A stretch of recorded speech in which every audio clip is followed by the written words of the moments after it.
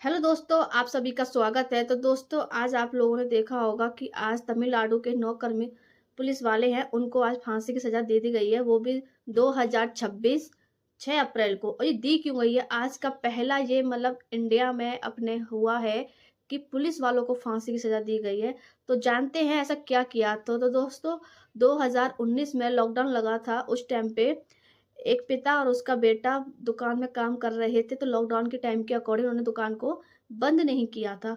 तो इसी छोटी-सी बात को लेके उन दोनों को थाने में ले जाया गया और थाने में ले जाके उनके साथ में बहुत ज़्यादा मारा-पीटी की गई है। इतनी मारा-पीटी गई थी कि कपड़े बार-बार उनको चेंज करने पड़ रहे थे, इतना ब्लड उनका बहा रहा था। उसके बाद उन्होंने दोनों को कोर्ट में पेश किया। जज ने बिना देखे ही उनको फांसी की सज़ा दे दी गई। उनका क्या जुर्म था ऐसा, उन्होंने ऐसी क्या गलती की थी जो उनको फांसी की सज़ा दे दी गई। जज ने नेक भी चेक नहीं किया, उनकी ना कोई इंक्वायरी की गई, ना ही तो कोई छानबीन की गई। उनके बाद उनको जेल में भेज दिया जाता है। जेल में भेजने के बाद 2-3 दिन बाद उनकी तबीयत खराब होती है, क्योंकि ब्लीडिंग की वजह से उनको हॉस्पिटल लिया जाता है।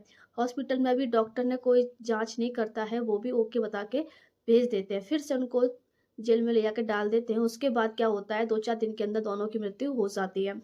मृत्यु होने के बाद में यह केस सीआईडी के हाथ जाता है, और सीआईडी के हाथ जाने के बाद छानबीन की बात जब आती है, तो जो उस टाइम पे जो कांड हुआ था, तो जो पुलिस वाले थे उन्होंने थाने में से सबूत को मिटाने की कोशिश कोशिश जो की थी, उन्होंने की थी उस टाइम पे।